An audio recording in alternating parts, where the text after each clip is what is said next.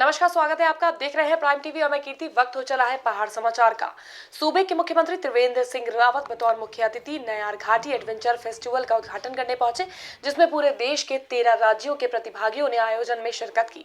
खासकर नेपाल के प्रतिभागियों ने साहसिक खेलों में अपना हुनर दिखाया। इस दौरान प्रदेश के तमाम मंत्री साहसिक खेलों में मौजूद रहे। बता दें कि आयोजन 22 नवम्बर तक जारी रहेगा।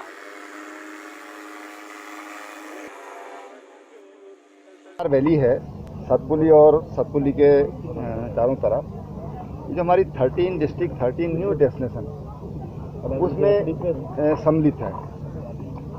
और उसी के तहत यहाँ पर एक झील का भी निर्माण किया जा रहा है, जिस पर लगभग 1200 मीटर लंबी वो झील बनेगी, ताकि फ्यूचर में उस पर अगर सी प्लेन उतारना चाहें तो सी प्लेन भी उतारा जा सके, क्योंकि उसके लिए कम से कम 1200 मीटर की पट्टी चाहिए।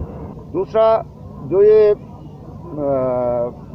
इवेंट जो यहाँ पर हो रहा है, ये शुरुआत है एक तरह से।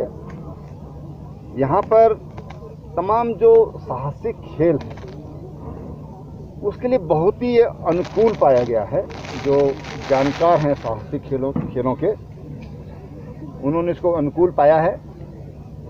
दूसरी चीज़, जो रिवर राफ्टिंग है गंगा जी में होती है यहाँ, और बरसात के दिनों में हमने भी कुछ दिन पहले यहाँ पर प्रयोग किया था बरसात में, कि यहाँ पर रिवर राफ्टिंग हो सकती है क्या। तो बहुत अच्छी राफ्ट यहाँ पर बनती हैं जब बरसात में, जब पानी इस नयार में हमारे आता है, तो उसका भी यहाँ पर बहुत अच्छा फ्यूचर है। बाजपुर में भारतीय किसान यूनियन की एक बैठक अनाज मंडी स्थित सभागार में आयोजित की गई। इस बैठक में किसानों ने सरकार पर जबरन परेशान करने का आरोप लगाया। साथ ही किसानों ने सरकार को चेतावनी भी दी है। इस दौरान प्रदेश अध्यक्ष कर्म सिंह पड्डा ने कहा कि पूरे उत्तराखंड में धान की उपज करने वाला अकेला जिला उधम सिंह नगर है, लेकिन इसके बावजूद भी सरकार किसानों का धान नहीं खरीद रही है। अब ये हमें इस बात का समझ नहीं आ रही, ये सरकार क्या कर रही है हमारे साथ, किसानों के साथ। हमने धान पैदा करके सरकार को दिया है, ये उल्टे सुल्टे इल्ज़ाम लगा रही है, ये ब्लैक कर रहे हैं, ये उधर से आया गलत कर रहे हैं, ये फलान कर रहे हैं, ढमन कर रहे हैं। सरकार बिल्कुल किसानों को बर्बाद करने पे तुली हुई है सरकार पंजाब की, और यहाँ की पूरे हिंदुस्तान की सरकार जो है किसानों को बर्बाद करने को तुली है। अब ये उत्तराखंड में एक ही जिला उधम सिंह नगर है जो धान पैदा करता है, वो भी लेने को इनका दिल नहीं कर रहा। सरकार के पास पैसा नहीं है, वो बहाने लगा रहे हैं कि ये गलत तरीके से धान किसानों ने ब्लैकमेल करा। कहाँ, किसने ब्लैकमेल करा? पकड़े उसको जिसने ब्लैकमेल करा है। क्यों किसानों को बदनाम कर दी सरकार? ये उधर 20 गांव की ज़मीन जो किसानों की बंधक कर दी है सरकार ने, वो भी हम लेके उसको भी दोनों लेके चलेंगे। किसान पूरा सड़कों पर आएगा, पूरे ज़िले का आएगा, किसान की कोई जात नहीं है। बाजपुर में आज प्रदेश के परिवहन मंत्री यशपाल द्वारा चीनी मिल के नवीन पेराई स्तर का उद्घाटन किया गया। इस दौरान यशपाल आर्य ने कहा कि बाजपुर चीनी मिल को आगे बढ़ाने हेतु कार्य किए जाएंगे। उन्होंने एक बार फिर कहा कि चीनी मिल की आय बढ़ाने के लिए निकट भविष्य में इसका आधुनिकीकरण किया जाएगा। इसके साथ ही कैबिनेट मंत्री द्वारा चीनी मिल में पहले गन्ने से लदी बैलगाड़ी व पहली ट्रैक्टर ट्रॉली के मालिक को माला पहनाकर सम्मानित किया गया। उत्तराखंड के पूर्व मुख्यमंत्री हरीश रावत द्वारा बिजली और पानी फ्री दिए जाने के ट्वीट के बाद सियासत शुरू हो गई है। वहीं हरीश रावत के इस बात का समर्थन नेता प्रतिपक्ष इंदिरा हृदयेश ने नहीं कर रही हैं।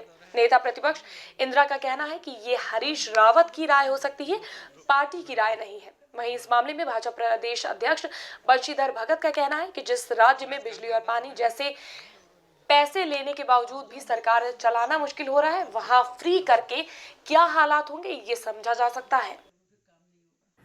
पिछले कांग्रेस ने जो कहे वो करे क्या? ये एक सफुगा छोड़ने की बात है। यहाँ बिजली और पानी का पैसा लेकर भी प्रदेश चलाना मुश्किल हो रहा है, और वो कह रहे हैं ऐसा। कहाँ से करेंगे? प्रदेश की आमदनी है क्या इतनी? ये दिल्ली है क्या कि यहाँ जीएसटी मिल जाएगी?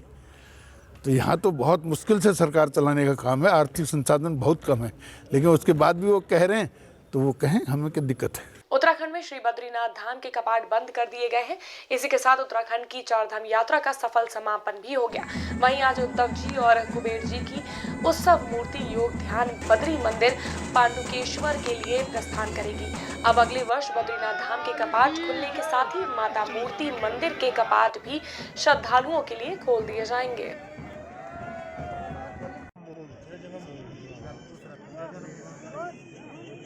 सुनामी आई है बद्रीनाथ की कृपा से।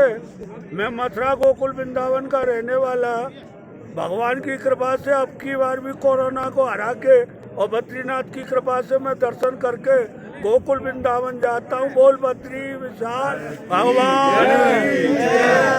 छठ का पर्व बड़े ही धूमधाम और हर्षोल्लास के साथ मनाया जाता है, लेकिन इस बार छठ पूजा में कोरोना का असर साफ साफ देखने को मिला है।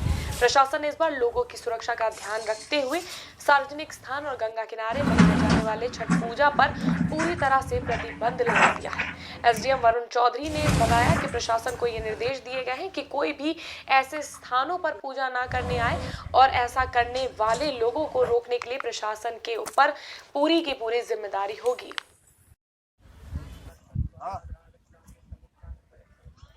छठ पूजा की बात नहीं है, दशहरे पे और दिवाली पे भी जैसे आपने देखा होगा जो निर्देश थे वो ये थे कि सार्वजनिक स्थल पे जमावड़ा ना हो, भीड़ ना लगे।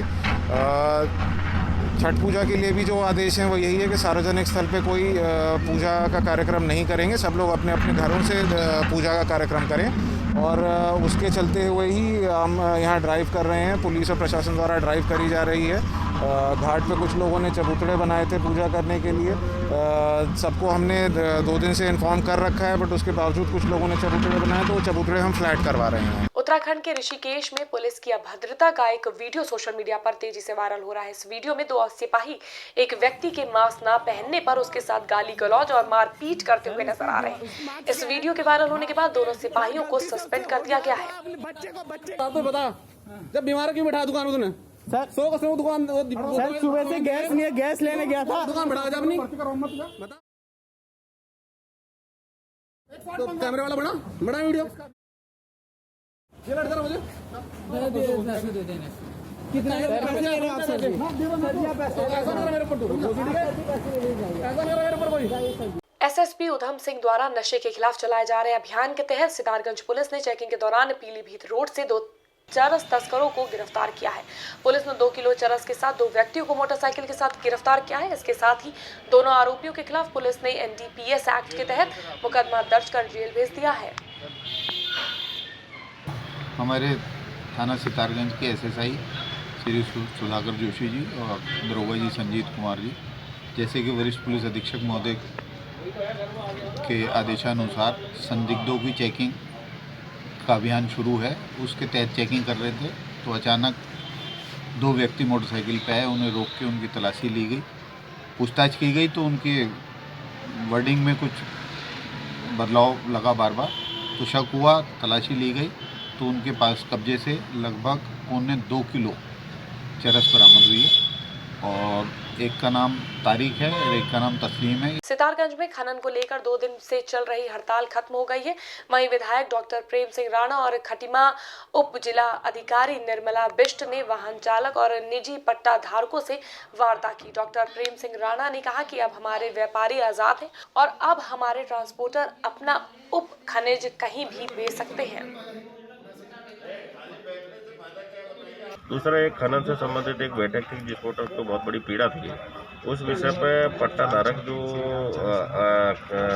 ट्रांसपोर्टर का शोषण कर रहे थे उस विषय पर एक बैठक हुई थी और उस बैठक में ये निर्णय लिया गया है कि इनका जो रॉयल्टी रेट तो इसका फिक्स हो गया है, लेकिन जो बाजारीकरण का करना था वो बाजारीकरण के लिए इन्होंने एक स्टोन का नाम दिया था, लेकिन उस स्टोन से अब मतलब आज़ाद है, मतलब हमारे ट्रांसपोर्टर कहीं भी अपना माल बेच सकते हैं। सितारगंज में अखिल भारतीय किसान सभा ने मंडी परिषद जिला अध्यक्ष श्री तिलोचन सिंह की अध्यक्षता में मांग की कि किसानों की धान की फसल प्रशासन द्वारा खरीदी नहीं जा रही है। सैकड़ों ट्रॉली सितारगंज मंडी परिषद में काफी समय से धान की भरी हुई खड़ी है, जिससे नाराज होकर किसानों ने आज तहसील पहुंचकर तहसीलदार को ज्ञापन दिया। वहीं इस मामले में त्रिलोचन सिंह का कहना है कि 8-10 दिन से ट्रॉली मंडी में खड़ी है, जिसकी तुलाई की समस्या बनी हुई है और कहा कि अगर 1-2 दिन में धान की तुलाई नहीं की गई तो हम सब किसान मिलकर तहसील में धरना देंगे। उनकी एक ही मांग है, जो यहाँ बता रहे ट्रालियाँ खड़ी हैं मंडी में 10-15 दिन से, इनको ये तोड़ नहीं रहे, कहना ये लोग लटका रहे हैं। मेरी एसएमआई से बात भी हुई, वो कह रहे हैं हम अपनी मिल वालों से बात कर रहे हैं तब तुलवाएंगे, और इन्हें ज्ञापन दिया है मुख्यमंत्री जी को, वो हम अपने लेटर के साथ भिजवा देंगे। इनका ज्ञापन हम अपने लेटर के साथ भेज देंगे, और जैसे भी आदेश होंगे या जैसा मानक होगा उस तरह से इनकी कार्रवाई की जाए। की ओर से आज किसानों की जो पीड़ा है, कई 5-8-10 दिन से ट्रालियाँ खड़ी हैं धान की, इसके बारे में आए हैं। हम तहसीलदार साहब को ये कहा है 22 तारीख तक, अगर 22 तारीख तक ये समस्या का समाधान नहीं होता, जहाँ पर घराव करेंगे, जहाँ पर हम धरने पे बैठ जाएंगे, प्रशासन को परेशानी होगी। बाकी ये है जो करियर सेंटरों में इनका दाना है, वहाँ पर सब बंद कर दे, तो वो तो सरकार की जिम्मेदारी है। जहाँ तो जब बहाना कर लेते हैं, आड़तियों का बहाना करते हैं, तो कच्चे आड़तियाँ नहीं आ रहे, वहाँ पर क्या इनको बहाना बनाने की ज़रूरत है। वहाँ पर सब सेंटरों में तोल बंद है, किसान परेशान है। अगर भारतीय किसान सभा की ओर से हम आज इनको चेतावनी दिया तहसीलदार साहब के माध्यम से, अगर 2-22 तक इनके समाधान नहीं, ये ट्रालियाँ नहीं हटी जहाँ से, तो हम जहाँ धरना लगाएंगे, फिर सरकार की जिम्मेदारी बन जाएगी। किसान के ऊपर दोष नहीं आना चाहिए। किला खेड़ा में प्रेम प्रसंग के चलते पत्नी ने प्रेमी के साथ मिलकर अपने ही पति का मर्डर किया था। इस मर्डर की गुत्थी को अब पुलिस ने सुलझा लिया है। पुलिस के मुताबिक अवैध संबंधों के चलते पत्नी ने ही अपने प्रेमी के साथ पति का मर्डर कराया था, क्योंकि पति पत्नी और बॉयफ्रेंड के बीच अड़चन बन रहा था। काजी निवासी जसवंत का मर्डर हुआ था। इसमें हमने 2 लोगों को गिरफ्तार किया है, एक सुरजीत कौर जो उसकी पत्नी है, उसके अलावा रंजीत सिंह जो पतरामपुर थाना जसपुर का रहने वाला है। ये इन दोनों के बीच प्रेम प्रसंग चल रहा था काफ़ी दिनों से, उसको लेकर के इन दोनों ने प्लानिंग के तहत जसवंत की हत्या की है। इसमें जिस तमंचे से मर्डर किया गया था, रंजीत सिंह की निशानदेही पे वो बरामद किया गया है। उसके अलावा मौके पर एक नोट छोड़ा गया था जिससे कि हमारी जांच को डाइवर्ट किया जा सके और किसी दूसरे पे इल्ज़ाम लगाया जा सके। साथ ही इसको कम्युनल रंग देने का भी इनके द्वारा प्रयास किया गया था। तो वो डायरी जिस पे ये नोट लिखा गया था, वो डायरी भी बरामद कर ली गई है। उसके अलावा जिस बच्चे ने ये लिखा था, इसका खुद का अपना भतीजा है बंटी, उसने ये नोट लिखा था, तो उसके भी हम लोगों ने बयान वगैरह करवा लिए। अब इनको न्यायालय में पेश किया जा रहा है।